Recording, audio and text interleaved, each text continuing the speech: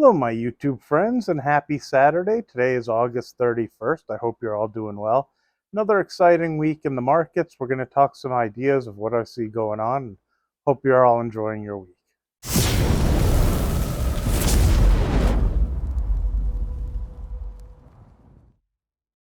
Good morning. My name is Adam Kahn, and this is Investing with Adam K.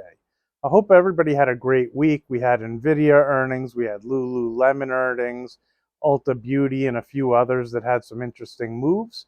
I find the markets think we're at a great inflection, and I see a rotation going on that I think is going to continue for a long amount of time. So I would keep an eye on those value stocks that have kind of been undervalued for a long time, because I think that the money in the Amazons, which you guys know, I love those companies still. I think there's a little bit too many people invested in them. So I think you're going to see a continued rotation out of the tech stocks into the value stocks as the Fed starts to cut rates and continues to cut rates over the next few years. So stick around. I'm going to explain why I see this happening and why I think it'll be a long-term trend for the next few years. So I think everybody who watches the channel and seen me consistently knows that I'm pretty bullish the market. I see a continued trend of it sounding scary, people being nervous, staying under invested. There's tons of money in those CDs and money market accounts because people are getting 5% return. And as we see the Fed start cutting rates, and we've already seen the bonds move in anticipation of this. Now, you saw last week's video. I think they're going to do it a lot slower than the markets are estimating, but I do think that's the direction we're going unless we see an inflation spike when they start to cut the rates and lending becomes a little bit easier. But I don't think that's really going to happen. I don't see people going crazy because rates come down a little bit and they can borrow. But what I do see is the money coming out of CDs, coming out of money market funds, and when they're no longer able to get the 5% return, and maybe they're only looking at 2.5%, 3%, 3.5%. But whatever it is that is no longer the 5%, because people have a tendency to want what they can no longer get and get really upset about it, I think you're going to see that money slowly shift into dividend stocks and things that are paying a yield that you invest in the stock market.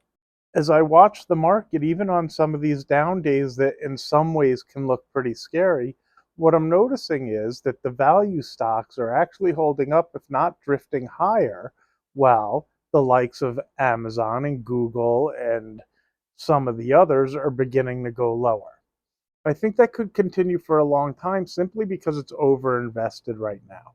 Now, I'm not making any changes. I don't want it heard the wrong way. And as I always say, this is not financial advice.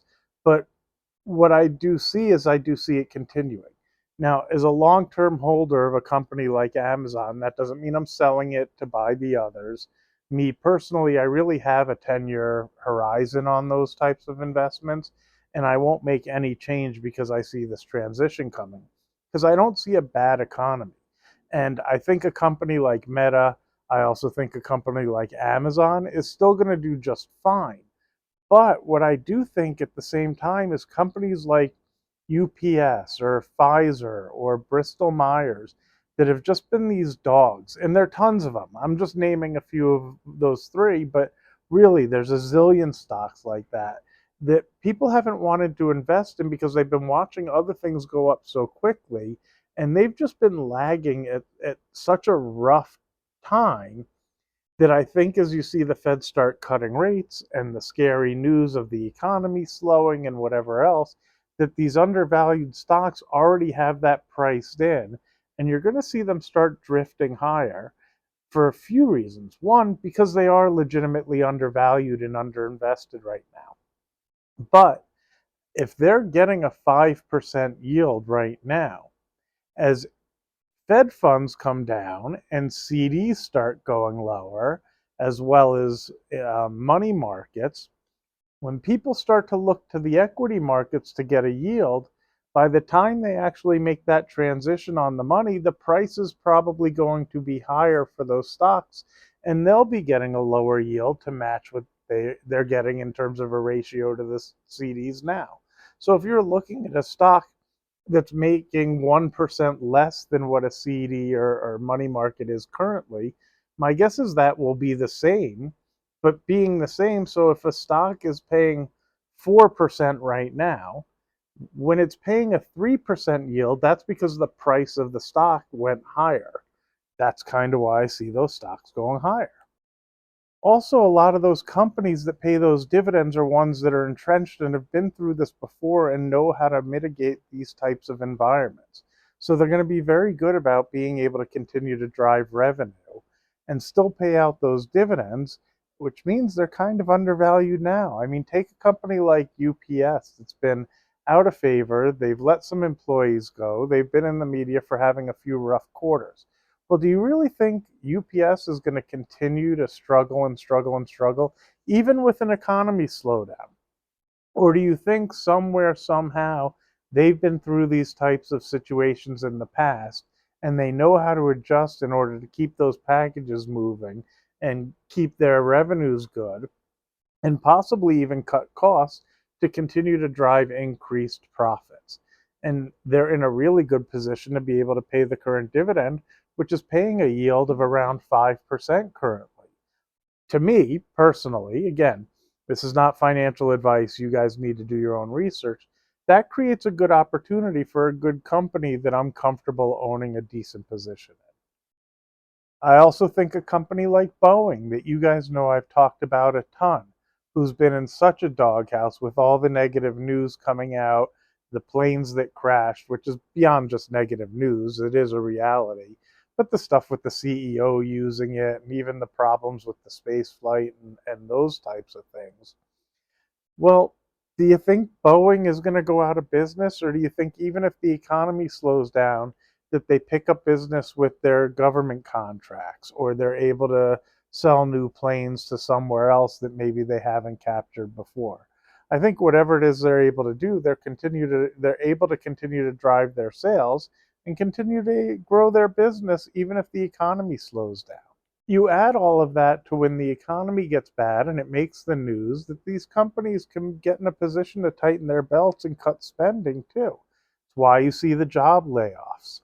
If they have to run shorter staffs to increase their profits to get through these rougher times, that's exactly what they'll do. Now, I don't see any major black swan where there's tons of unemployment and it gets miserable. I actually think the Fed's done a really good job, which is why I don't see them doing 50 basis points and cutting really quickly to save the economy, because I don't think the economy needs saving. On top of that, the quicker they cut, the less that they're able to do that if it starts cracking and they really need to do it. Like, that's one of their tools in their tool belt. They can also start buying bonds, which would help, like especially with mortgage-backed securities. You'll see that spread between a 10-year and the rate of a mortgage um, shrink. Yeah, sorry for my brain fart. But you'll see that come in where it's a smaller percentage of a margin between those if the Fed starts buying the mortgage-backed securities again, because there'll be comfort that the banks have a place to go if they need an outlet on where to sell their bonds. But no matter what, that's going to create a situation where there's just no reason for them to cut too quickly. They're much better off just cutting a quarter at every meeting and possibly even taking a break every now and then to make sure that they don't spur inflation again and cut too quickly and cause too much borrowing and push demand through the roof, but also to give them space that if they need to cut quicker, they still have room to do so. What I will say is if they end up cutting a half and potentially another half at the following meeting, it would have me question if they're politically motivated, no matter how often they say that they're not. Now, I really believe that they're not politically motivated. I think their real job is to keep unemployment in control and to keep price stability, which is their two mandates. I will question, though, if they really cut really quickly as to what their real motives are, because I don't see any real cracks in the economy, because neither do they. So if they start having some sales pitch that they felt the need to go quicker, the timing along with the election is really suspicious. Hopefully that isn't the case. Hopefully it's just quarter cuts. hopefully it doesn't, at least for me, rise suspicions as to what the actual motives are, and that they would make bad financial decisions because they have political reasons to do so. I'm not a conspiracy theorist. I don't think that they or whoever does these things on purpose to cause some sort of something. I think the reality is every business, and the government as well, runs like wherever we work. And we all have our complaints about our work and that things don't run the way we would like them. I think even the governments are similar, and since people don't actually work there, they give them a little too much credit that they've thought things through the way that a person might over one policy or something else, and how it would have impacted all these other things. I think the reality is things just don't run perfectly, and people don't always think about every scenario when they implement something. So, on top of that, no one person has as much control as the people who don't like them want to believe. So, for example, if you have something negative to say about Trump, or you have something negative to say about Kamala Harris, or Biden, since he's the current president and he did this, which caused that, it's really interesting to not like that person, but think they are so powerful and so have so much ability to control every aspect of the world that they did something that then in turn managed to change this. That's a lot of credit to be able to give one person. And forgive me, I think they are somebody who talks about what's going on, explains it to the public, and mitigates that with the staff that's really running what's going on, including the Senate and the Congress, where nobody has control the way that people think. And now to bring it all back to the equities, which is what I like to talk about and where my head is, and if you guys are looking for some suggestions on where I would put money to work if I were putting money to work right now, I would be looking at dividend stocks, and I would be looking at ones that have good financials, that aren't going to run into any trouble if there's a real slowdown. And I think a lot of them have already priced in a slowdown that really may not come as badly as they've prepared for. UPS looks super attractive to me. Bristol Myers looks really attractive to me. I'm still staying along Target, which I've talked about a bunch of times. I've also added positions into both Bristol Myers as well as UPS, and for full disclosure. But I think these are great values where they are now. And even Nike still, even though it's already had a run, I think it still has room to go. I think you guys saw my other videos where I talked about both Ulta Beauty and Nike after Bill Ackman bought Nike and it came public and shot the stock higher. And then Warren Buffett and their group bought Ulta Beauty. And the reality that I actually got out of my Ulta Beauty because I thought that pushed it to where the valuation wasn't so attractive. Whereas with Nike, I still find it attractive here in the 80s, and I'm staying long, even though I saw some opportunity to just take it as a trade. Now, I also found Lululemon's earnings really interesting because they've fallen in half since their highs.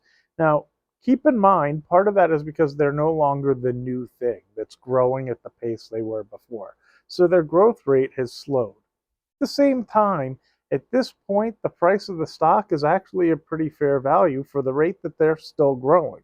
Because while their growth rate has slowed, they still have expected growth. Ulta Beauty actually had declines in store over store sales, which is concerning to me, especially as the competition grows. Now, Lululemon has a bit of a different competition. There's more companies coming out that are the new it thing. So they're kind of the thing that, the fancy people are looking for and buying that are competition.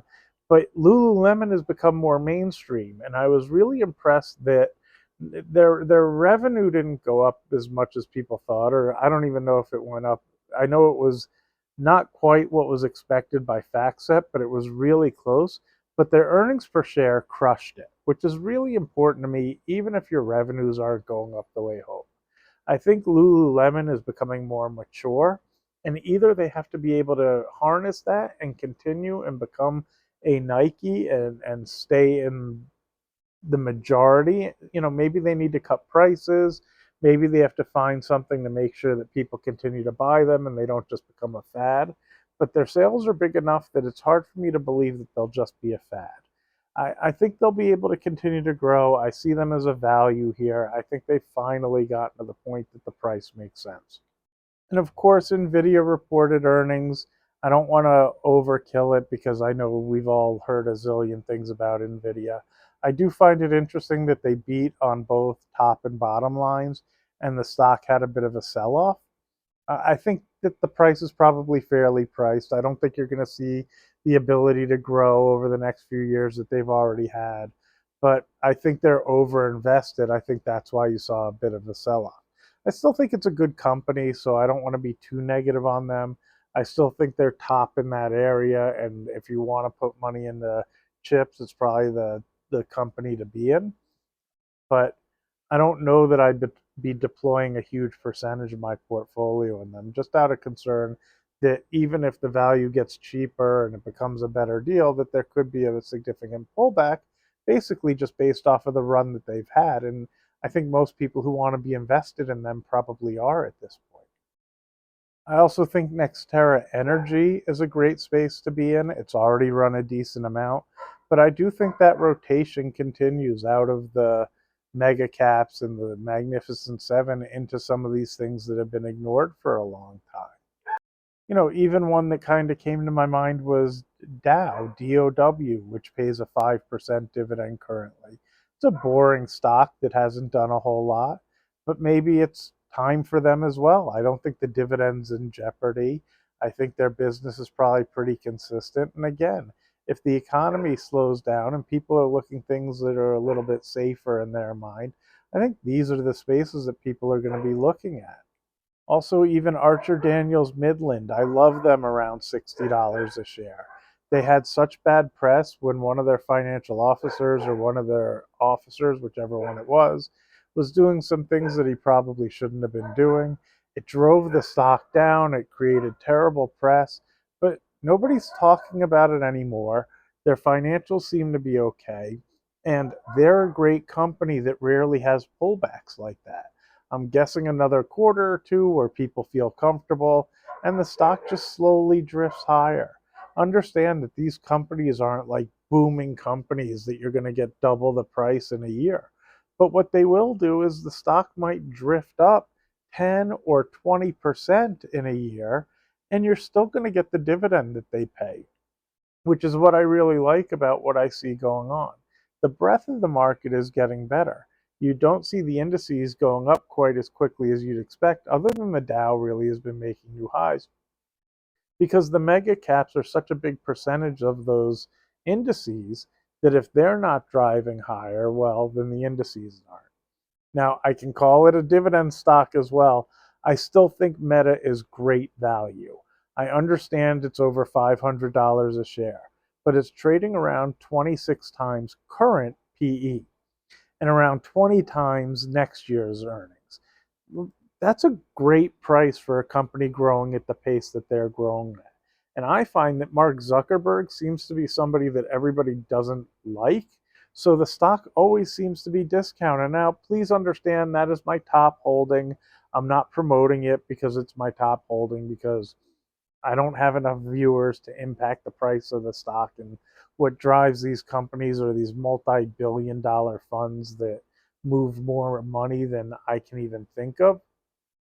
I just think Meta is a great value, and they're going to have a good year on top of it because of the election.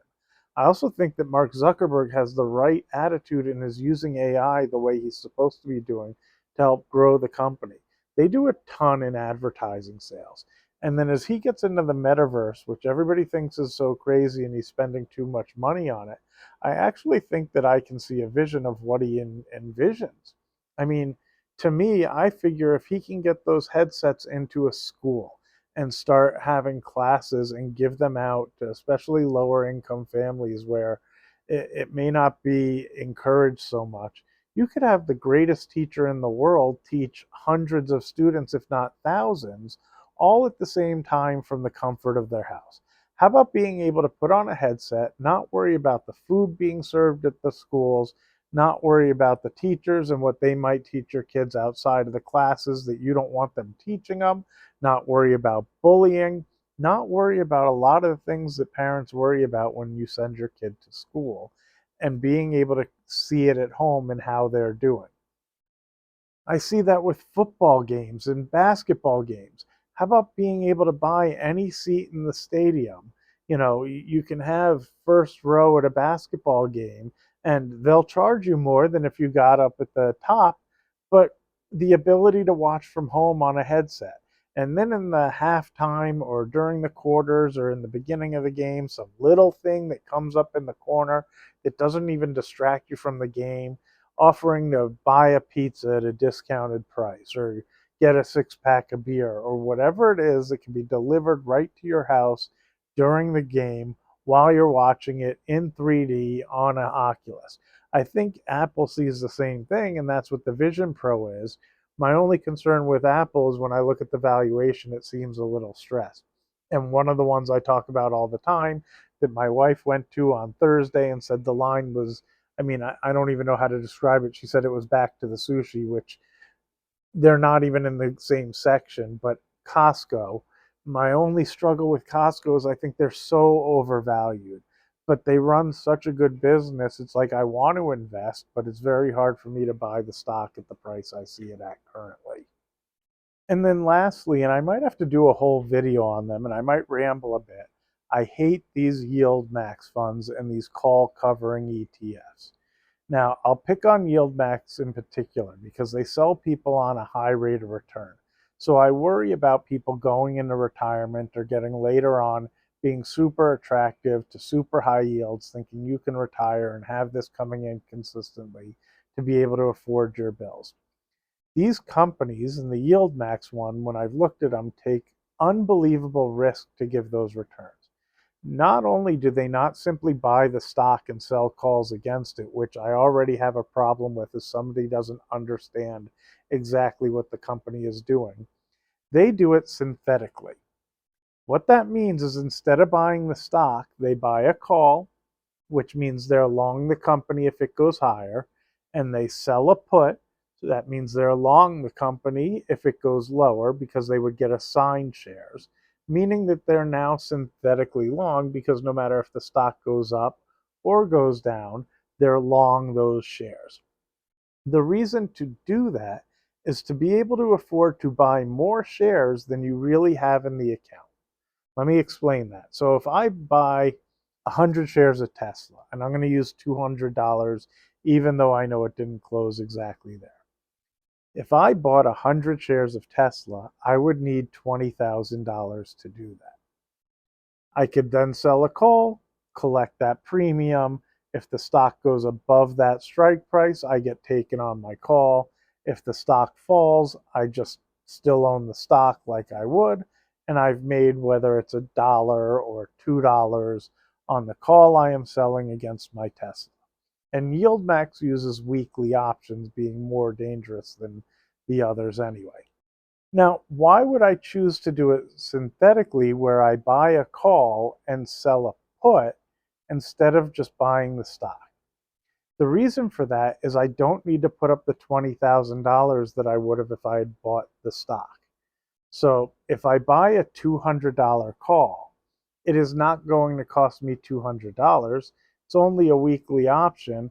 Based on the volatility, it's only going to cost the amount that the traders or algorithms or whoever's making the price of that option thinks that stock may move up or down in the week since it's a 1 week option. So you might be able to buy a $200 call in Tesla for about $3. So instead of $20,000, you had to put up $300. If you sell an at the money put, you might collect $3.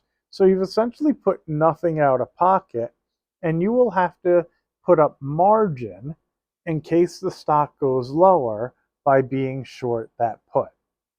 You don't have to have the full $20,000 in the account. So the advantage of doing it synthetically is being able to do it on a larger basis than if you just bought 100 shares of the stock. What YieldMax does is they put on that synthetic option, and then they sell a 1 week call option against that position to collect those yields or those premiums. So maybe in this example, they sell a $205 call. they'll get $1.50, and they're essentially collecting $1.50 every week on the money invested in the fund. The problem is, if Tesla goes higher, they've sold the $205 call against it. That's best case scenario. So they make the $5 on the stock move, they make the money from the premium they've sold the option, the call option, not the others, because the others wash each other out, and they've had a really good week. However, if the stock goes lower, they still collect, in my example, that $1.50 for selling the $205 call. They have the wash on the 200 put and the 200 call. But depending on how far the stock falls, they actually have that loss because they are long the stock because of the put that they sold. So, same example, let's say it fell more than $5. They're down more than $3.50 on that trade. And if they're doing it synthetically to be able to leverage themselves and do it on a larger basis, they're just running through the premium of your stock faster and faster to collect that yield. Super dangerous, not something that somebody should be doing as they go into retirement, in my opinion. You guys need to do your own research. This is not investment advice. This is just how I feel about those funds. So take it as entertainment. Do not make any trading decisions based on what I'm telling you. But if I'm getting to retirement, I don't want that type of risk. And on top of it, I don't think the people investing in these funds really understand exactly what these funds are doing. They think that they're professional traders and they're really good at what they do, and they're able to get this great yield because of their ability to trade. I don't think they really understand the risks these funds are taking. And the fund manager, every time I see him in an interview, he seems like a used car salesman that I just am not comfortable trusting in the way I view him. Forgive me, again, just my thoughts and how I feel. Is a guy taking old grandma's and grandpa's money for these funds who are relying on these return without any real care about who might be investing in them. It really bothers me. So, by all means, invest in what you want to invest in, but understand what those funds do, how they make those yields, and what you're actually investing in. Anyway, I hope you enjoyed the video this week. Do me a favor, if you haven't already, hit that subscribe button, smash the like button, make some comments. Let me know what stocks look like bargains to you guys right now. Let me know what ones you think are going to go up, whether the economy slows or not. I love that stuff. Anyway, have a great week. Maybe I'll do a video during the week as well.